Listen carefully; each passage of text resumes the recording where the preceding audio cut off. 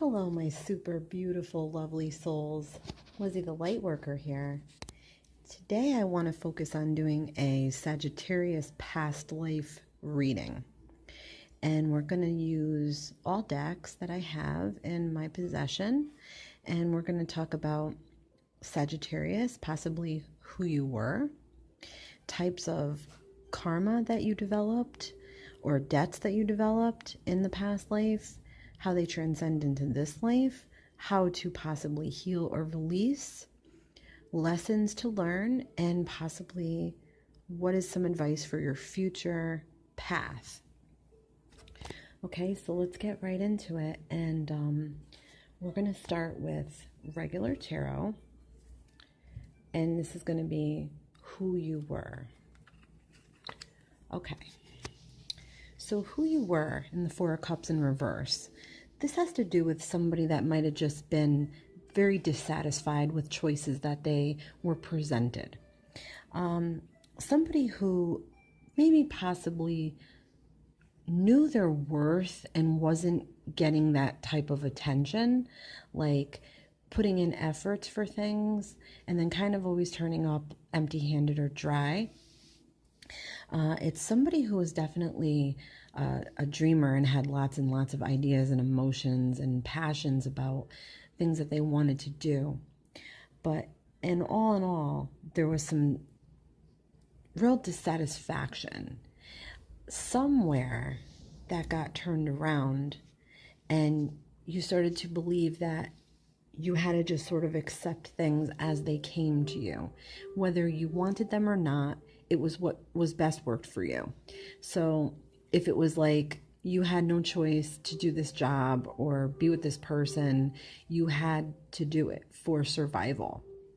But it could have left you with sort of some bitterness about not having fulfilled enough desires in your past life. You may have felt like you were always meant for something bigger, or something that you would have really gotten recognition over or noticed for. You just wanted to be bigger, like a bigger success, and that didn't always happen. You had to sort of take what you were given, whether you wanted it or not. So let's get into some types of the debts that could have developed in this energy and this personality. So some debts that were possibly carried even into this life, but possibly some debts from the past. Okay? So when we get the Lovers, because we're in this energy, this can go two ways. Okay, so the first way I'm going to think that it's going to go is that you were forced to make a choice, and you had to really make like a snap decision. It was a choice for the direction of your life and the way that your life was going to go.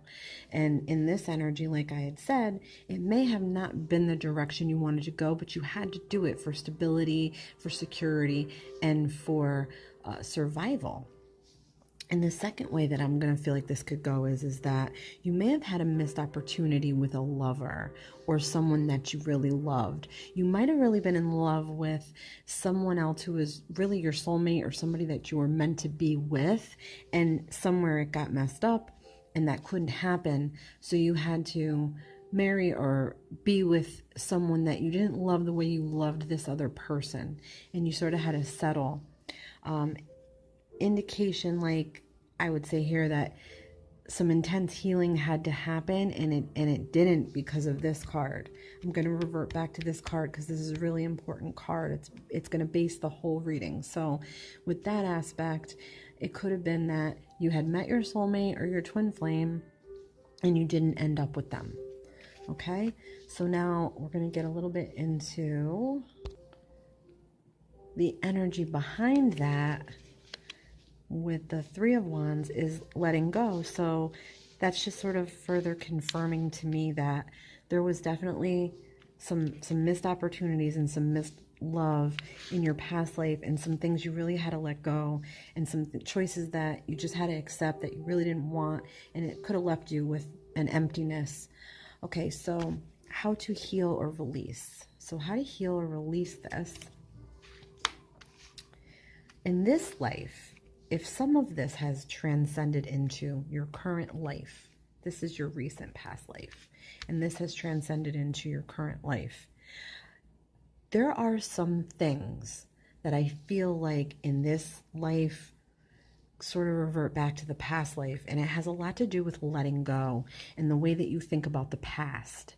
So interestingly enough, this is a past card and we're talking about a past life, but this has to do with you being a very nostalgic person in this life. You really cherish memories. You cherish your thoughts.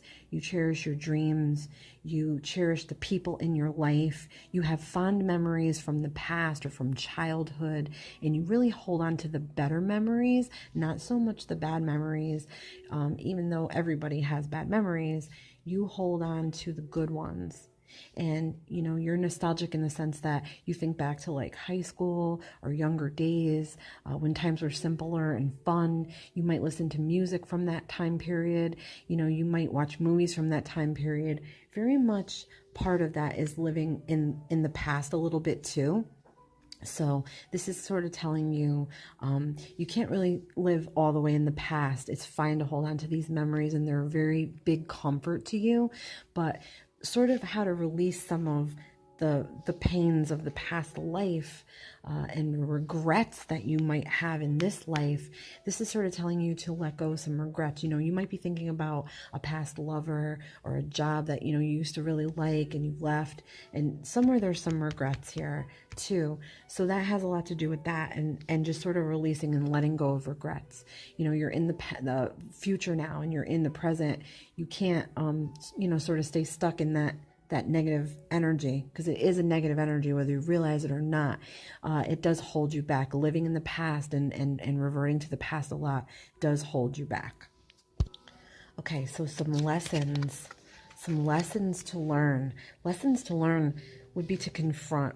So you really have to confront whatever that's going on that you think about the past a lot, or disappointments that you feel about the past, or memories, or people that you miss that are long gone, or things, you know, that you cannot go back in time and change.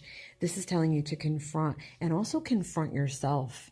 You know, we all have a shadow self, and the shadow self is the darker half of our soul. So this is telling you to confront that darker side when you're having these feelings. Confront that side of yourself, and really give yourself a good look and point out what you really, really love about yourself. You have to dig deep, you know, to find, what do you really love about yourself? What are you really proud of about yourself? And sort of pull that out. And you have to use that, you know, transcending into the future, and, you know, the way that you're going to continue to view yourself, and how you're going to put that forward, and how other people are going to see you. And you're going to find it a little easier when you do that, because it's very hard to do. It's sort of like self-therapy, and, you know, you let go of a lot of things that are bogging you down, or sort of slowing your energy down and keeping you in a lower energy. You confront and you deal with it the best you can. And then you rebuild. So what rebuild is saying is that there's lots of things about ourselves sometimes that we don't want to face. And right here, you know, that's a good indicator. When you face these things, they may be so painful because you've been holding on to them for so long, and it's sort of all you know. It sort of creates a false foundation for your life, and for yourself, and for your energy, and for the things that, you know, you go after that you think are of importance. But when you really take that good hard look at yourself, and you start to just clear things out, you know, and you let them crumble and you let them fall, as scary as that may be, you open yourself up to a clean slate, and you can become the person that, you know, you're meant to be. But you can't become that person unless you divide what is painful about your past, or about yourself, or what you're holding on to from your childhood, or, you know, about a person that you missed out on, like a lover, or a job, or schooling opportunities. You can't worry about missed opportunities, because whatever path you took, it was for a reason. And you have to be okay with that. Moving forward in life, you have to just know that a clean slate, when there's total wipeout and total destruction of like thoughts and ideas and patterns, you can rebuild any way that you wish. You can form a wholeness to yourself that you've never seen or never experienced before. And you have the direction, you're holding the reins, you call the shots with that. And it takes time, you know, so some things come in cycles, and you might feel ready for certain things and maybe not ready for others, but it's really ultimately it's up to you. Okay, and then let's get some future path advice. So we'll pull an angel card for that. Remember who you are. So Archangel Michael is definitely making his presence known here with this card.